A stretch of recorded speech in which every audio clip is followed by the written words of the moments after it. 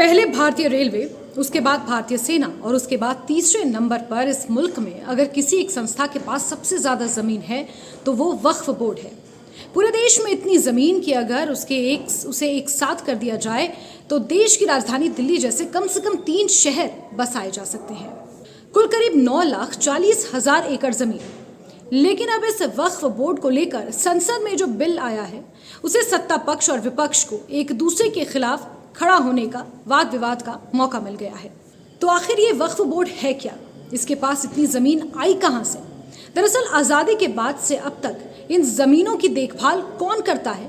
इन ज़मीनों से होने वाली आमदनी कहाँ खर्च होती है? और अब मोदी सरकार ऐसा क्या बदलाव कर रही है कि पूरे देश में इस पर हंगामा मचा हुआ है? एक एक करके इन सभी सवालों का जवाब तलाशने की हम कोशिश करेंगे विस्तार से। दरअसल वक्फ का मतलब क्या है? भारत सरकार की वक्फ बोर्ड की वेबसाइट के मुताबिक वक्फ शब्द की उत्पत्ति अरब जगत के वकूफा शब्द से हुई, जिसका मतलब है पकड़ना, बांधना या हिरासत में लेना।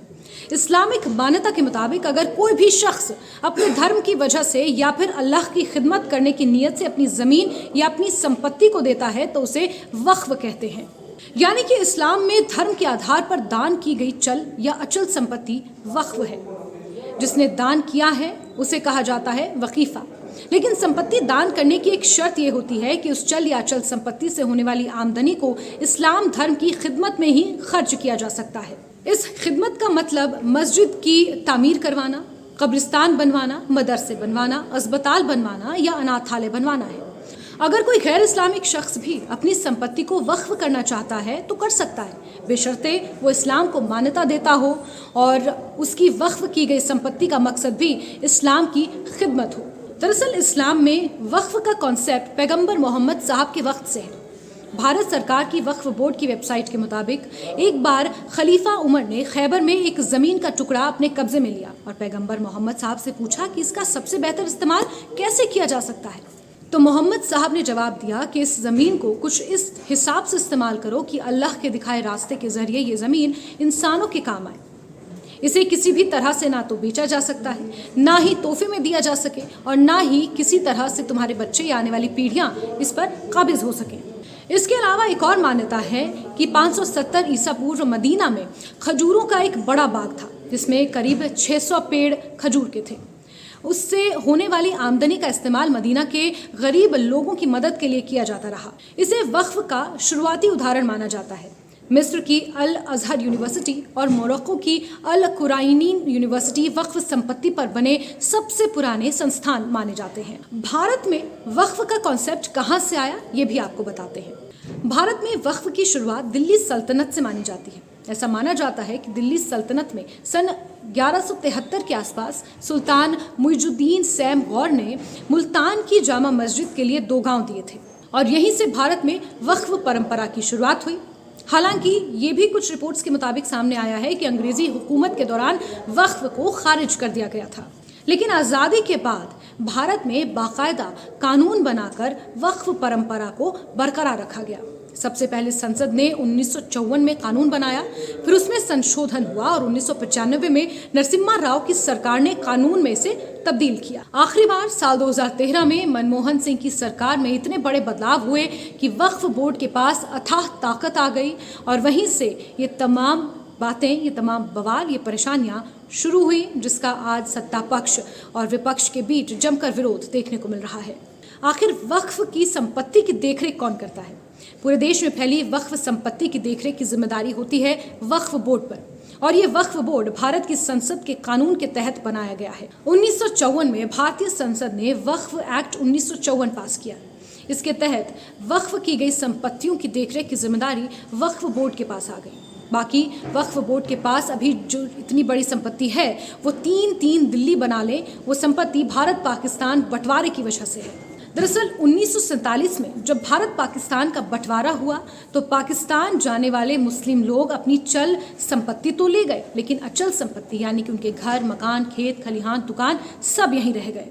और तब 1954 में कानून बनाकर इस तरह की सभी संपत्तियों को वक्फ बोर्ड के हवाले कर दिया गया। वक्फ बोर्ड बनाने के अगले ही साल यानी कि 1955 में संसद ने एक और कानून बनाया और इसके तहत देश के हर एक राज्य में वक्फ बोर्ड बनाने का अधिकार मिला। फिर 1964 में सेंट्रल वक्फ काउंसिल का गठन हुआ, जिसका मकसद राज्यों को वक्फ बोर्ड के लिए सलाह मशवरा देना था। लेकिन भारत में भी इस्लाम को मानने वाले दो बड़े धड़े हैं, एक धड़ा शिया समुदाय का है और दूसरा धड़ा सुन्नी समुदाय का। तो वक्फ बोर्ड में शिया और सुन्नी के नाम पर भी बंटवारा हुआ। इस्लाम को मानने वाली इन दोनों ही धाराओं के लोगों ने अपना अपना वक्फ बोर्ड यानी कि शिया वक्फ बोर्ड और सुन्नी वक्फ बोर्ड बनाया। बिहार और उत्तर प्रदेश जैसे राज्यों में शिया और सुन्नी के वक्फ बोर्ड अलग अलग हैं। भारत की संसद के बनाए कानून के मुताबिक सेंट्रल वक्फ काउंसिल में सबसे ऊपर केंद्रीय सरकार के अल्पसंख्यक मामलों के मंत्री होते हैं और इस लिहाज से अभी देखें तो वक्फ बोर्ड में सबसे ऊपर हैं केंद्रीय मंत्री किरेन रिजिजू। दूसरे नंबर पर वक्फ के डायरेक्टर होते हैं, तो केंद्र सरकार के जॉइंट सेक्रेटरी लेवल के अधिकारी होते हैं। अभी एसपी सिंह तेवतिया वक्फ बोर्ड के डायरेक्टर हैं और इसके अलावा बोर्ड में 8 और सदस्य होते हैं, लेकिन अभी केंद्रीय वक्फ बोर्ड में इन सभी 8 लोगों की जगह खाली है। अलग अलग राज्यों में वक्फ बोर्ड में सबसे ऊपर चेयरमैन होता है, उसके अलावा सेक्रेटरी के स्तर का एक आईएएस अधिकारी होता है जो एक तरह से सीओ होता है। बाकी संपत्तियों का लेखा जोखा रखने के लिए सर्वे कमिश्नर होता है। बाकी 2 सदस्यों को उस राज्य की सरकार मनोनीत करती है, जिसमें एक मुस्लिम सांसद होता है, एक मुस्लिम विधायक। बाकी उस बोर्ड का राज्य स्तर पर एक वकील होता है, एक टाउन प्लानर और एक मुस्लिम बुद्धिजीवी भी होता है। वक्फ बोर्ड के पास अथाह ताकत होती है। वक्फ की सारी संपत्ति की देखरेख की जिम्मेदारी बोर्ड की होती है। कितनी आमदनी हुई, कहाँ खर्च करना है, ये सब तय वक्फ बोर्ड ही करता है। किसकी संपत्ति वक्फ को लेनी है, संपत्ति किसको ट्रांसफर करनी है, संपत्ति का इस्तेमाल कहाँ करना है, ये सब वक्फ बोर्ड ही तय करता है। अगर एक बार संपत्ति वक्फ बोर्ड के पास आ गई तो वापस नहीं की जा सकती। वो संपत्ति हमेशा हमेशा के लिए वक्फ की ही हो जाती है।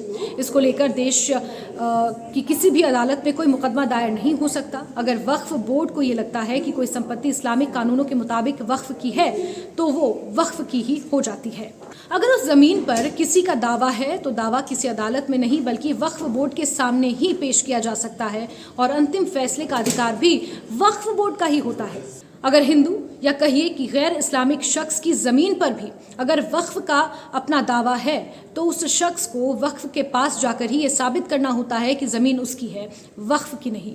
हालांकि वक्फ बोर्ड खुद भी ऐसी ही ज़मीन पर दावा कर सकता है जो 1947 के भारत पाकिस्तान बंटवारे से पहले वक्फ के नाम पर दर्ज थी या फिर 1954 में भारत सरकार की ओर से वक्फ को दी गई थी। यानी कुल मिलाकर एक लाइन में कहें तो वक्फ बोर्ड एक ऐसा बोर्ड है जिसमें उसके खिलाफ भी अगर कोई बात हो तो उस पर फैसला उसे ही करना है। देश की कोई दूसरी अदालत उस मसले पर फैसला नहीं कर सकती। अब आगे बढ़ते हुए आपको बताते हैं कि मोदी सरकार ने इस नए कानून में क्या क्या बदलाव प्रस्तावित है। मोदी सरकार में अल्पसंख्यक मामलों के मंत्री किरेन रिजिजू ने जो बिल संसद में पेश करना है उसमें वक्फ बोर्ड की असीमित ताकतों को सीमित करने का प्रावधान है। उदाहरण के तौर पर वक्फ बोर्ड में सिर्फ मुस्लिम ही नहीं गैर मुस्लिम भी शामिल हो सकते हैं।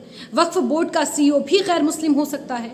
वक्फ बोर्ड में 2 महिला सदस्यों को भी शामिल किया जा सकता है। वक्फ बोर्ड को किसी संपत्ति पर अपना दावा करने से पहले उस दावे का वेरिफिकेशन करना होगा।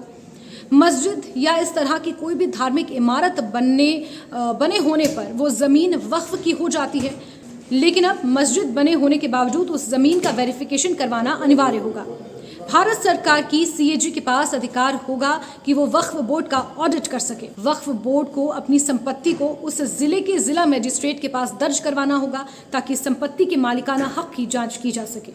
वक्फ की संपत्तियों की दावेदारी के मसले को भारत की अदालत में चुनौती दी जा सकेगी और अंतिम फैसला वक्फ बोर्ड का नहीं बल्कि अदालत का होगा। तो इस तरह के कुछ बदलाव हैं, कुछ प्रावधान हैं जिनका अब कहीं ना कहीं विरोध हो रहा है। इस बिल के विरोध में लगभग पूरा विपक्ष एक साथ है, चाहे वो कांग्रेस हो, सपा हो, शरद पवार की एनसीपी हो, ममता बनर्जी की टीएमसी हो या फिर असदुद्दीन ओवैसी की ऑल इंडिया मुस्लिम में इत्तेहादुल मुस्लिमीन हो। वक्फ बोर्ड के खिलाफ हैं हम लोग, इसलिए खिलाफ हैं क्योंकि भारतीय जनता पार्टी हर जगह हस्तक्षेप करना चाहती है। भारतीय जनता पार्टी हर जगह अपना कंट्रोल चाहती है। जेपीसी की बैठक में हमने जितने संशोधन दिए थे सरकार ने एक स्वीकार नहीं किया। तो जब कभी ये फ्लोर पे आएगा हमारा रुख तो वही होगा ना। जी। जो पहले था। हम इसका विरोध करेंगे और हम सरकार से चाहेंगे इसे स्वीकार कर ले।